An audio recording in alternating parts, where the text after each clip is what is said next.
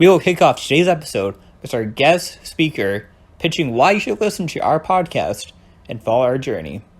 Let's get started, folks. The Green Roof Team's podcast is a great source of all things, green energy related, and it's a pretty down to earth way of just enriching yourself and improving your general knowledge on all things green energy, leadership, and entrepreneurship as well. Welcome to an episode of Young Entrepreneurs with the Green Roof team of Southern Illinois University Carbondale. We are a cross-university team of young, innovative minds positively impacting the landscape of SIU Carbondale through promoting and installing clean energy. Here, we are highlighting our team's activities and impact through our members, sponsors, and supporters, as well as discussing a new, interesting topic. So buckle up, because we are driving to a more sustainable future. Today, we're speaking with our team member, Josh. Josh, could you please introduce yourself to the audience? Yeah. Hi, I'm Josh Konvalinka. I'm a senior at SIU, and I am a new member with the Green Roof as of this August. Awesome. So before we dive into today's topics, could you please tell the audience where you're from? Because you're from Southern Illinois, right? Actually, I was born in Peoria, Illinois, grew up in Chicago, moved to Brazil for 6 years, then moved back. And then I've been here through high school, basically. So you got a good, you got familiar with a good part of Illinois, the north, the central, the south, and even Brazil. Yep. You want to talk a bit about Brazil, how it was, how it's a bit different than the States? Yeah, it's definitely it's like a different planet. Obviously, culture is different, people are different, just everything is different. Weather is definitely different as we get into the colder months here. I like to think about my times in the warmer climates down in the south, but And not having snow? and not having snow. But I did miss snow while I was there. I was reminded of snow when I had to shovel it the first year I was back. But yeah, it was nice. School was different. Um, the beaches, being an hour away from the beach was really cool. I was on the coast, so maybe 3 or 4 hours away from a nice beach. That's awesome. Brazil, beautiful place, and we actually have a few team members from Brazil. Mm-hmm. Were you able to talk to Gustavo about where he's from and about Brazil? Oh, at length. Yeah, he was my coach for a while, and we actually were in the same state. So his home state of São Paulo, I I actually lived in the city of São Paulo in the state of São Paulo. But yeah, I was when I lived there. We were only about an hour or two away from each other. But, small world and all that. Awesome. I know he talked a bit about Taco Bell when we were talking about Brazil. Have you ever gone to a Taco Bell in Brazil? Actually, no. But I will say their Pizza Huts are much better than our Pizza Huts here. Really? Oh yeah. It's a funny thing. All the Americanized like restaurants that we have here, they take them very seriously in other countries because they have a name to, you know, to support, a name to keep. So the restaurants you go there are pretty bougie, to say the least. Most definitely. I know in other countries, McDonald's, it's actually a high-end restaurant, and they serve you on actual plates Yep. in silverware. It's interesting seeing how different cultures take what we're doing here and modifies it a tad bit. Yep. So talking about modifications, what brought you through your journey onto the Green Roof team? Well, starting from the very beginning, I was in need of a research position, an undergrad research position. And I was looking around and I was offered two options by Dr. Matthias. He said, hey, we have a spot in the Formula One team, and we also have a spot in the Green Roof team. They they work with a lot of green energy stuff. They just built a wind turbine last year. So let me know what you think. And I said, Formula One is cool, but I've never really been a part of anything having to do with renewable energy sources.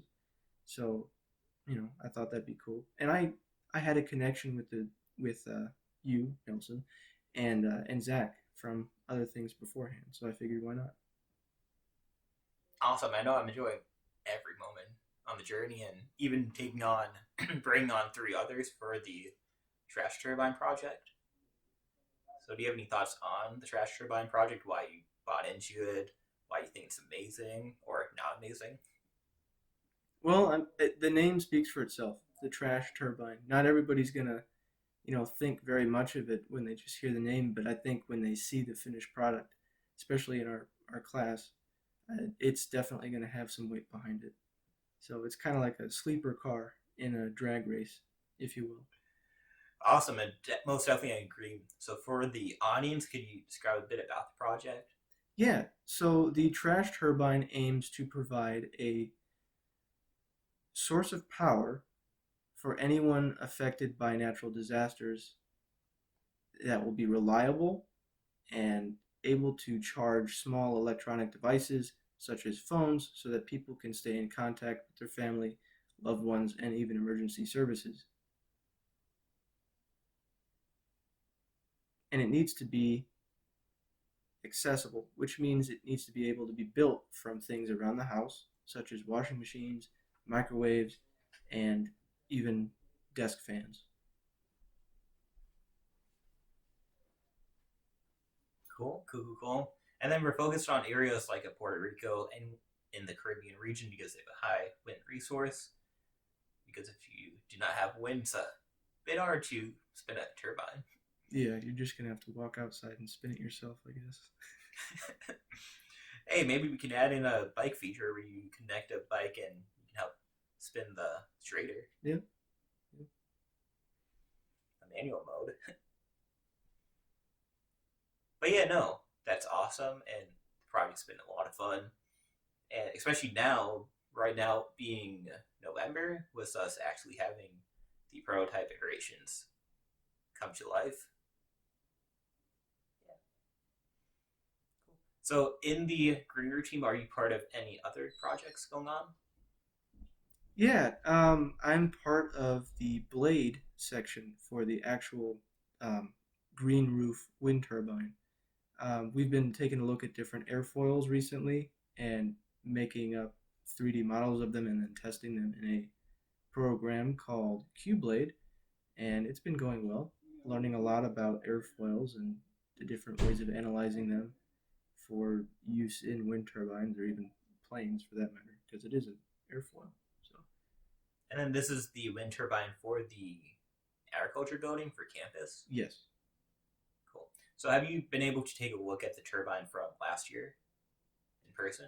yes. Actually, the other day I was helping out with the green roof cleanup for a little bit, and you could see it plain as day on top of the roof, just spinning.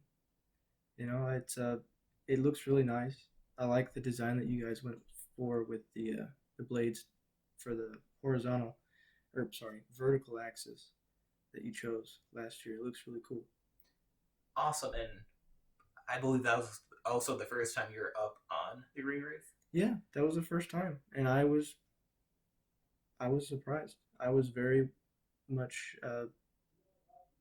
I liked what I saw basically, and I think this year's turbine, when we get everything squared away, I think it'll do fine up there. I think it'll do great, and it's in a place where anyone walking through the agriculture grounds, the building for the agriculture building, they'll see it, and it'll remind them about renewable energy sources. So, when you first walked up onto the green roof, were you speechless? What were your thought process seeing everything up there in person, in real life, like the past year online? Well, whenever I heard anybody say, green roof this, green roof that, I was imagining planters like just pots filled with different plants and things. I wasn't actually expecting to see what were basically just plots of farmland on top of the roof. It was pretty darn cool. And it was a large portion of the roof. It wasn't just any small 10 by 10 foot space. It was the greater majority of that roof. Yeah, I believe the green roof space, at least the soilless medium space, takes up about 5,000 square foot. Yeah, it's big, and that's not even including the wind turbine, which is on a different part of the roof entirely. It's nice higher up above the green roof so you can clearly see it, and it's more difficult for people to interact with it and cause any interactions. But yeah, no. The green roof, I know the first time I went up there, I was speechless. Just like how you said, like, it's something you didn't expect to be up there. Like, from my perspective, 3 years ago now, it was more of, hey, we got a green roof, let's go up there with the dean and just take a look at it. Walked up, and I was blown away. I saw it all, and I saw back then it was nice and green, not today, right before winter hits, and Yeah, I just didn't know what to think of all of it. Like I didn't like I knew there's interesting projects. Like any project that happened has to be interdisciplinary, but the amount of engineering that had to go into constructing it and planning out and ensuring the safety of the rooftop blows my mind. Especially thinking about how you have different loads coming in. Like if the rain comes in, if the snow comes in, how much more can it sustain before the roof caves in? And luckily, I mean not luckily, but through the use of equations and formulas, the roof has not caved in for a good 11 years, and hopefully it'll last another 40 years, I believe, because usually they have about a 50-year lifespan. Oh no, I think 20-year lifespan or 30.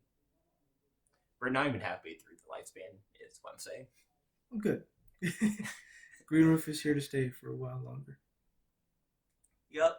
And so with the wind turbine, do you see the greater impact happening on campus from installing the wind turbine and from our social media campaigns and interactions with students?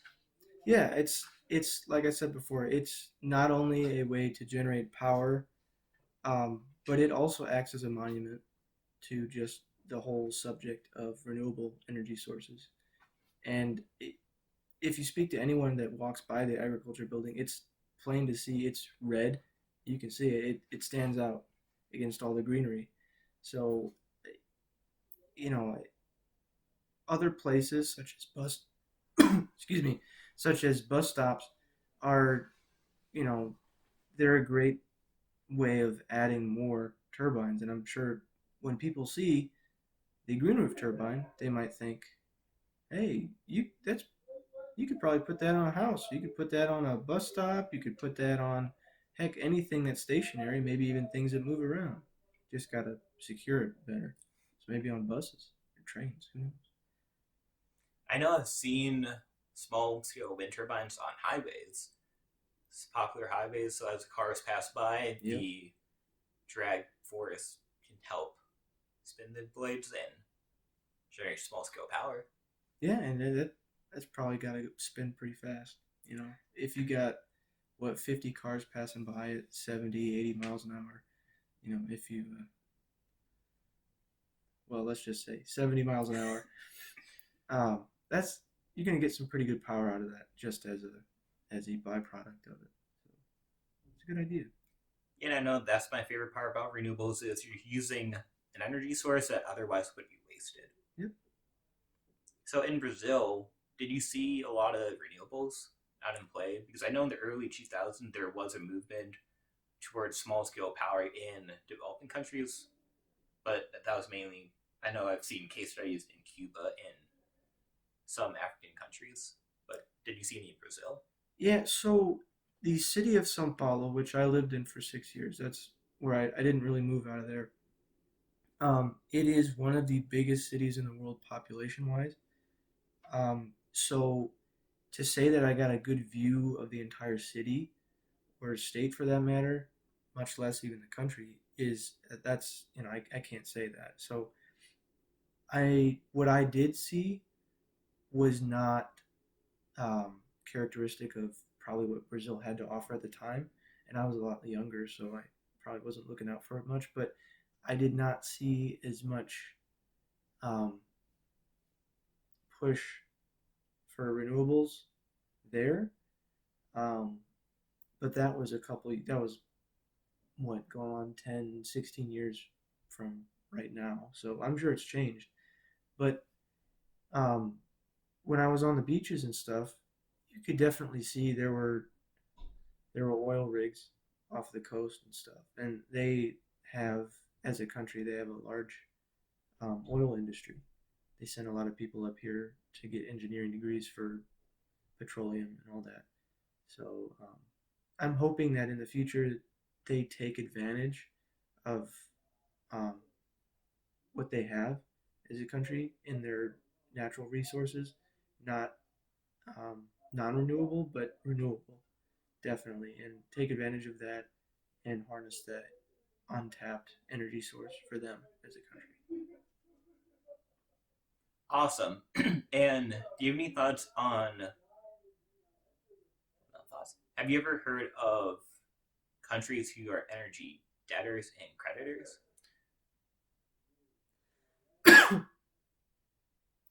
Yes, I have. I believe we were having a conversation a couple weeks ago about, I can't, was it Singapore, that they don't have enough space to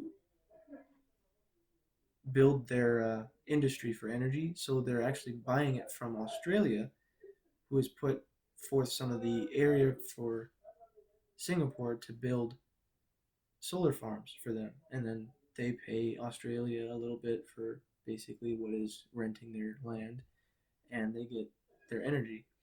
I think it's a cool idea, and it's a great way for people that don't have the natural resources, such as just having the space to do it, to participate in making the earth a little bit more green.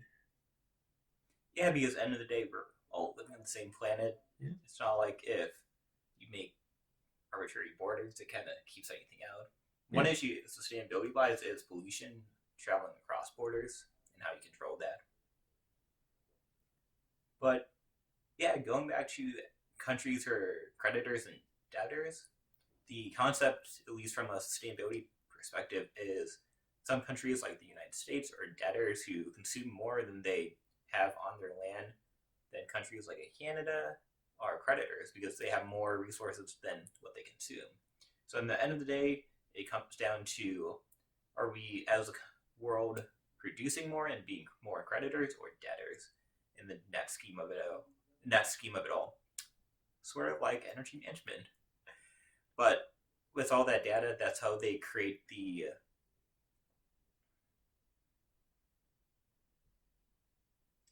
forgot the actual name of it. The or,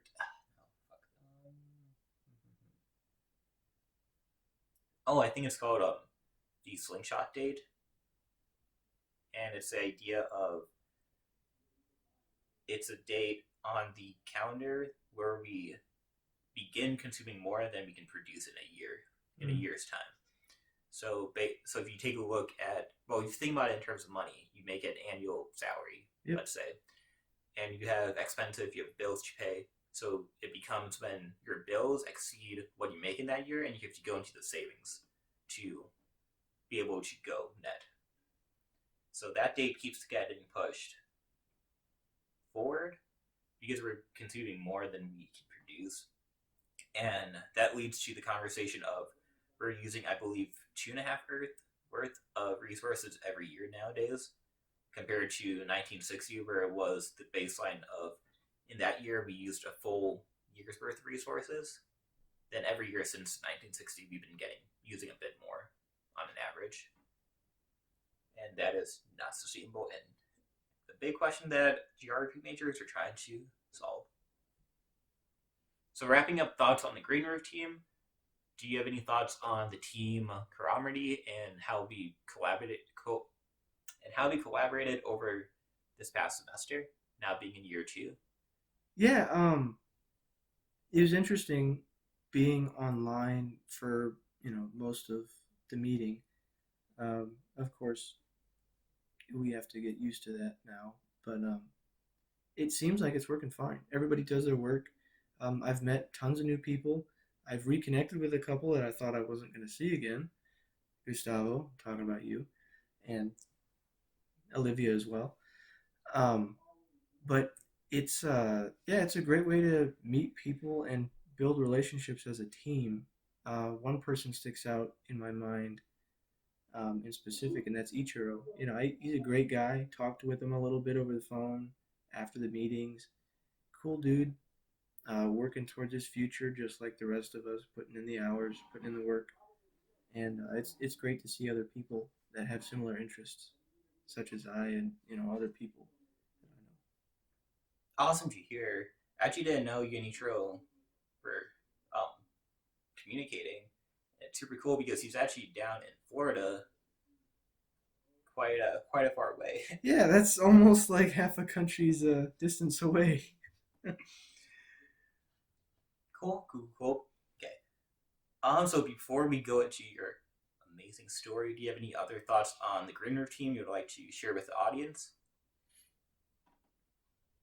Yeah, no matter where you are in the country or in the world, if you want to contribute to a project such as the Green Roof Team, just reach out. We're in what is it, 2021? Sometimes I forget. But yeah, the infrastructure is there. You can maintain communication with different groups and different projects. If you want to make a difference, just reach out. There's people that want you to help. So yeah. Awesome to hear. So, Josh, I heard you have a story for us today. Yep. So everybody, sit back and get ready for this doozy. It's not really a doozy, but it was for me. I want to say back in 2016, I I was still in the Boy Scouts of America. That's a big group. It's well known in the United States, and its aim is to give youth members experience in leadership and other just a plethora of different skills like backpacking, camping, even basket weaving. Um, but yeah, I was a senior member of my troop, and we decided to go on a backpacking trip across um, a lesser traveled area in Yellowstone. Um, and let me tell you, man, it is absolutely beautiful over there if you've never been. I still dream about going back there sometime. But yeah, so we were given the opportunity to backpack through an area of about 60 to 70 miles round trip to a small valley and lake in a very remote portion of the park. Um, and it was a great experience. We had highs and lows, just like any experience, any journey that you have. Um, and part of that is just learning how to function by yourself because you know, everybody in the team is going to have issues throughout something like that, and they're going to be disputes and disagreements, and it's about how you solve that and how you continue on from those that really makes your experience a worthwhile one. So I learned on that trip um, a bit more about myself and how to just function independently. Just because you know I was put in a situation that I kind of had to think for myself. And it turned out all right. And I learned from it. Other people learned from it. And we were all able to learn in one of the best classrooms that you can be in. I know it sounds cheesy, but man, it was pretty. Um, and it was a great experience. It was a great time. Uh, Learned a lot about scaring bears away. That was a big part of it. I was kind of scared about that at one point. But What kind of techniques did you guys use? oh, you just make a heck of a lot of noise whenever you're walking. If you got to go use the restroom, just bang a couple pots together while you're walking. Just, yeah, That's all it takes. And don't run if you see a bear. Don't run? Don't run, no, because they'll want to chase you like a dog. Yeah. So if you're confronted with a bear, what's the best way to handle it? Um, if it's non-aggressive, just kind of back away slowly. Don't, like I said, don't run. Don't really turn your back to it, but don't like look at it. Just kind of just sit there, acknowledging it's there, but don't do anything unless it tries to make a move. Um, and if you're in a situation like that, um, you're normally going to have a guide with you who's going to have the proper equipment to deal with something like that, like bear mace. Um, but yeah, just don't run from the bear. Time out. There's special maze just for bears. Yeah, bear mace. It's like regular mace, but really concentrated. You know, because it's a big animal. So Awesome. Cool. Cool. and it sucks when it goes off in your tent. True. Just a tad bit. Yeah. So how was backpacking with other guys? It was cool. I was part of a team, and our objective was just to make the um,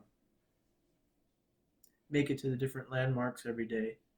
And there were different obstacles like going down cliffs with really thin paths, um, going across little streams. Um, Although it was the summer, it got really cold and there was some frost on the ground at some point. So gotta dress for the weather, keep yourself warm. But it was just like any other team that you're part of. Everybody brings something new to the table, and you support each other when you're in your lows, and when everybody's working together, it's crazy how much you can get done. Um, Another thing that I learned there really was you put your slowest team member in the front. That way, nobody gets left behind. You go at the slowest pace, so everybody's on the same page. I think that's a great idea because a team is only as strong as its weakest link, and if everybody's supporting that weakest link, then it's pretty hard to fail. But if you do fail, you can always pick yourself back up. Um, and it definitely helps if you have a good team dynamic going before you get into something like that, which I had with a lot of the members there because they were in my troop and we had been through service projects together. A couple of them helped me. They helped me out on my Eagle Scout project. I had great guys, but there are also some new people too. Some people that tagged along from other troops around the area or in other parts of the country. They all just, you know, mashed us into one big group, and we were all the better for it.